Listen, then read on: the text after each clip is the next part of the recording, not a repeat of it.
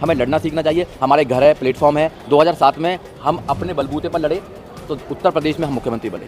उससे पहले भी अपने बलबूते पर बने तो हमारी 19 सीट यहाँ पर रही है। ऐसा नहीं है कोई राजा कैसे बनता है, कोई कैसे बनेगा एमपी, कोई एमएलए कैसे बनेगा, वोटिंग से बनेगा। कोई एग्जाम तो देना पड़ता नहीं है। अगर हमारे लोग वोट देंगे तो एमपी हमारा बनेगा, हमारा प्रधानमंत्री बनेगा। क्यों देश में प्रधानमंत्री बनता?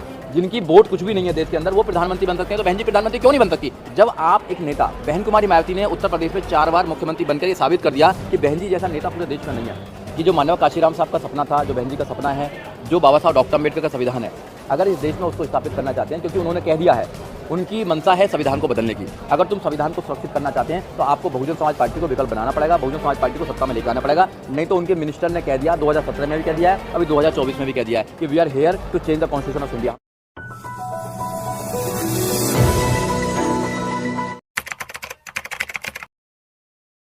देखिए, बहुजन समाज पार्टी समर्पण का दूसरा नाम है। बहुजन समाज पार्टी के जितने भी कार्यकर्ता हैं वो बहुत ईमानदारी से काम करते हैं, उनकी वो मेहनत करते हैं, ईमानदार लोग हैं। वो इस देश में संविधान को स्थापित करना चाहते हैं। जिसने लड़ाई समझ ली वो ईमानदारी से काम करेगा, जिसने लड़ाई नहीं समझी वो कुछ भी काम करेगा। तो मैं जहाँ बहुजन समाज पार्टी की बात करूँ, जब बहुजन समाज पार्टी के नेता माननीय काशीराम साहब ने पूरा जीवन दे दिया, बहन जी ने पूरा जीवन दे दिया, तो जो कार्यकर्ता हैं वो क्यों नहीं समर्पण से काम करेंगे? सब लोग समर्पण से काम करते हैं, सब लोग ईमानदारी से काम करते हैं। हमारी एकमात्र पार्टी है जो बहुजन समाज पार्टी है, जो देश में समता, स्वतंत्रता, न्याय, भाईचारे पर स्थापित जो भारत का संविधान है उसको लागू करना चाहती है। बाकी तो इस देश में हो क्या रहा देख लिया आप। आर्थिक परिवर्तन की जो बात माननीय काशीराम साहब ने करी है, आज एक पार्टी के लिए हजारों करोड़ रुपया चंदा दे रहे हैं।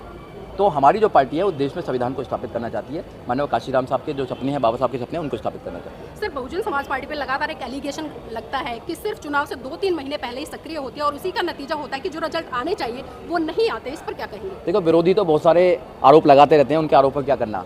हमारी पार्टी 12 महीना 5 साल लगातार काम करती है। हम एक मिशन मूवमेंट की पार्टी है, हमारी एक विचारधारा है। उस विचारधारा को हमारे कार्यकर्ता, पदाधिकारी समय समय पर पूरे समाज के अंदर फैलाने का काम करते हैं। और हमारा सपना ही है कि बाबा साहब डॉक्टर अम्बेडकर का बुद्ध में भारत बनाना, इस देश को बाबा साहब डॉक्टर अम्बेडकर के सपनों का भारत बनाना, बाबा साहब डॉक्टर अम्बेडकर के सपनों को घर घर में पहुंचाना, लोगों के दिमाग में ट्रांसफर करना, ये हमारा काम ही है। क्योंकि हमारी जो पार्टी है वो एकमात्र ऐसी पार्टी है जो इस देश में विचार को पैदा करना चाहती है, मानवता को पैदा करना चाहती है। इस देश में गरीबों को जो है उनकी लड़ाई लड़ती है, किसानों की लड़ाई लड़ती है, महिलाओं की लड़ाई लड़ती है, नौजवानों की लड़ाई लड़ती है, विज्ञान की बात करती है, संविधान की बात करती है, समता की बात करती है। और कोई पार्टी नहीं है इस देश में, सब लूट कर रहे हैं, सारी पार्टियां लूट कर रही हैं। साहब, माननीय काशीराम जी ने जिस तरह से रूखी रोटी खाकर, सूखी रोटी खाकर मिशन मूवमेंट को, इस कारवा को आगे बढ़ाया और इतना आगे बढ़ाया कि जो दबे कुचले लोग थे, खासकर जो सब्जी बेचने वाले, झाड़ू लगाने वाले लोग, उन्हें सत्ता के गलियारों में पहुंचाकर उन्हें मंत्री तक बना दिया। लेकिन आज कहाँ कमियां है कि आज एसी में बैठने वाले नेता भी, उनके पास अच्छी गाड़ी, अच्छे संसाधन है, लेकिन उस कारवा तक नहीं पहुँच पा रहे जहाँ तक साहब माननीय काशीराम पहुँचे। देखिए, हर समय की अलग अलग परिस्थितियाँ होती हैं। जब साहब काम कर रहे थे उनके सामने भी बहुत सारी परेशानी थी। साहब के भी लोग टांग खींचने का काम करते थे, साहब को भी कहते थे कि जो आप सपना दिखा रहे हैं वो साकार नहीं हो सकता है। पर साहब ने और बहन जी ने कभी हिम्मत नहीं हारी और 3 जून 1995 को पहली बार बहन कुमारी मायावती जी को उत्तर प्रदेश का मुख्यमंत्री बनाया। तो लोगों ने नारा दिया कि काशीराम तेरी नेक कमाई तूने सोती कौम जगाई। और दूसरा नारा दिया कि काशीराम तेरी सोच पर पहरा देंगे ठोकर। जो पहरेदार थे वो कहीं ना कहीं कमज़ोर हो गए हैं, और जब किसी समाज का पहरेदार कमज़ोर हो जाते हैं तो वो समाज की स्थिति ऐसी हो जाती है। इसलिए लोगों को जगाने का काम कर रहे हैं। बहन जी ने बहुत लोगों पर विश्वास करने का काम किया। बहन जी ने जितना लोगों पर विश्वास किया होगा शायद किसी ने विश्वास नहीं किया। जिन लोगों को प्रधान बनने की भी हैसियत नहीं थी उन लोगों को मिनिस्टर बनाने का काम किया। और एक एक सीट के लिए अगर दूसरी पार्टी में चले जाए, अपने मिशन मूवमेंट को तोड़ दें, अपनी पार्टी को कमज़ोर कर दें, तो फिर इसमें क्या कह सकते हैं। हम ऐसे लोगों को तैयार करने का काम कर रहे हैं जो माननीय काशीराम साहब को अपना आदर्श मानते हो, बाबा साहब को अपना आदर्श मानते हो, बहन जी को अपना आदर्श मानते हो, और वो त्याग करना चाहते हैं, डिवोशन करना चाहते हैं, समाज को कुछ देना चाहते हो, समाज को कुछ लूटना चाहते हो। ऐसे लोगों को हम तैयार करने का काम। ईवीएम को लेकर क्या कहेंगे? देखिए, बहन जी ने सबसे पहले ईवीएम पर सवाल ये निशान लगाया था। बहन जी ने कहा था कि कोई भी जो मशीन है उसमें टेम्परिंग हो सकती है। ये बिल्कुल स्वाभाविक बात है कि जब घड़ी में टेम्परिंग हो सकती है, मोबाइल में टेम्परिंग हो सकती है, तो ईवीएम में भी टेम्परिंग हो सकती है। उसके लिए बहन जी ने और हमारी पार्टी ने हमेशा से उस पर आवाज़ उठाई है। और ईवीएम को हम भी चाहते हैं कि देश में ईवीएम के खिलाफ जो मोर्चा चल रहा है वो बहन जी के बाद ही चला है, बहन जी के कहने के बाद ही चला है। तो सुप्रीम कोर्ट को इश्यू मोटो लेना चाहिए। सर, ईवीएम का मुद्दा अभी बरकरार है और तमाम पार्टियां, तमाम विपक्ष इसकी आवाज़ भी उठा रहे हैं, लेकिन जिस तरह से कार्यक्रम होने चाहिए या खुलकर विपक्ष को उतरना चाहिए या चुनाव का बहिष्कार करना चाहिए, वो नहीं कर पा रहे। आज भी कहीं ना कहीं चुनाव लड़ने की कसमें लगे हुए हैं, तो इस पर क्या कहेंगे? देखो, दूसरी पार्टी तो चाहती है कि हम चुनाव का बहिष्कार करें। चुनाव का बहिष्कार नहीं करना चाहिए, लोगों को जागरूक करना चाहिए। जब आप लोगों को जागरूक कर देंगे, उनकी समस्याएं बता देंगे, तो लोग आंदोलित हो जाएंगे। जब लोग आंदोलित हो जाते हैं तो सत्ता पलट जाती है, सत्ता पलट जाती है। अभी अफसोस यही है कि हमारे लोग आंदोलित नहीं हैं, हमारे लोग जागरूक नहीं हुए हैं। अभी उनकी लड़ाई किसी एक पार्टी को हराने की, दूसरी पार्टी को जिताने की है। मैं ये कहता हूँ हमेशा उनसे कि किसी पार्टी को जिताने और हराने की आपको बात नहीं होनी चाहिए। अपनी पार्टी को कब जिताएंगे, अपने आप को आशीर्वाद कब देंगे। हमारी एक घर है बहुजन समाज पार्टी, जो माननीय काशीराम साहब ने 14 अप्रैल 1984 को बनाई थी। हमारा उसमें नेशनल लेवल की पार्टी है, हमारे 10 मेंबर ऑफ पार्लियामेंट हैं, एक राज्यसभा में है, हमारे 4 करोड़ से ज़्यादा वोट एंड सपोर्ट है, पूरे देश में चुनाव लड़ते हैं।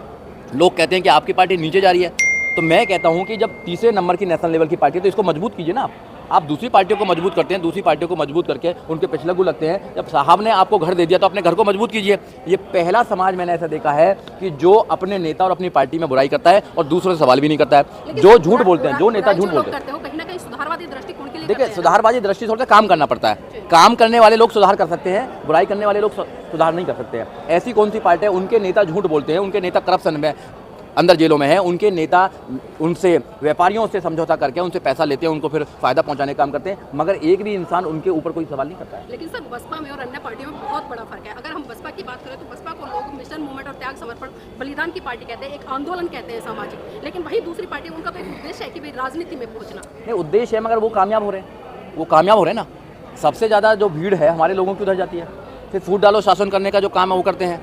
जब आप एक नेता, बहन कुमारी मायावती ने उत्तर प्रदेश में 4 बार मुख्यमंत्री बनकर ये साबित कर दिया कि बहन जी जैसा नेता पूरे देश में नहीं है। बहन जी ने जो काम किया, आज देखो ना, हजारों करोड़ों का जो है राष्ट्रीय दलित प्रेरणा केंद्र, ये कोई बना सकता था? आपकी सत्ता थी तो बनाया। उसके आगे जाएंगे तो गौतम बुद्ध यूनिवर्सिटी है 511 एकड़ में, किसी ने बनाई पहले क्या? उसके आगे जाएंगे तो इंटरनेशनल बुद्धा सर्किट है। उससे आगे जाएंगे तो बहन जी का जो ड्रीम प्रोजेक्ट है, जो हाईवे बनाया बहन जी ने। उसके बाद में आप लखनऊ जाएंगे, जिले बनाने का काम किया, विद्यालय बनाने, सब कुछ काम करने का। इतना करने के बाद भी अगर बहन जी को लोग अगर उल्टा सीधा बोलते हैं तो फिर क्या कर सकते हैं बताइए? आप बहन जी के योग्यता पर आप सवाल क्वेश्चन लगाते हैं, समाज लगाता है, तो फिर इसमें कुछ नहीं कहा जा सकता है। इस बार कितनी सीटों पर चुनाव लड़ रही है? देखिए बसपा तो पूरा अपना, बहन जी ने कह दिया है कि हम सब सीटों पर लड़ेंगे।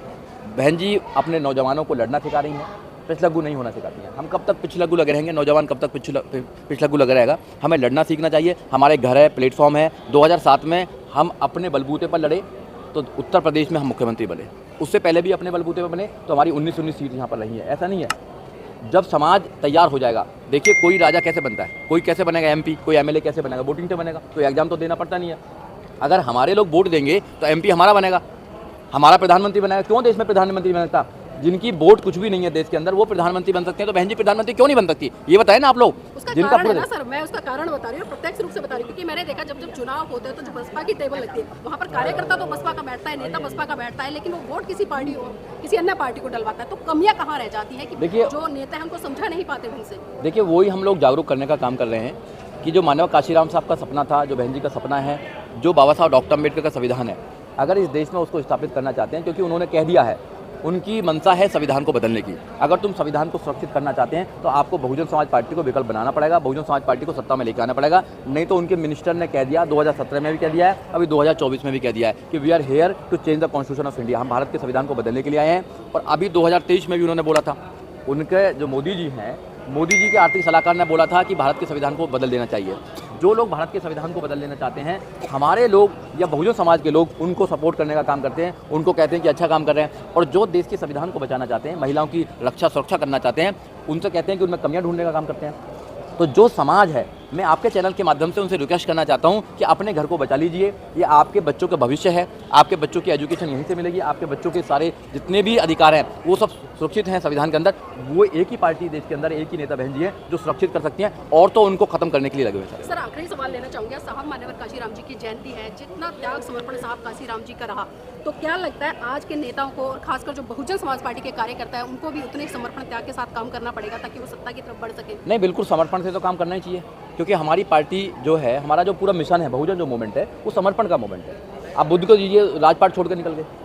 आप काशीराम साहब को लीजिए, नौकरी छोड़ दी, पूरा परिवार छोड़ दिया, शादी नहीं करी, समर्पण है, पूरा जीवन दे दिया। बाबा साहब डॉक्टर अम्बेडकर को लीजिए, बाबा साहब डॉक्टर अम्बेडकर ने अपने 4 बच्चों की कुर्बानी दी, पत्नी कुर्बानी, सब कुछ दिया।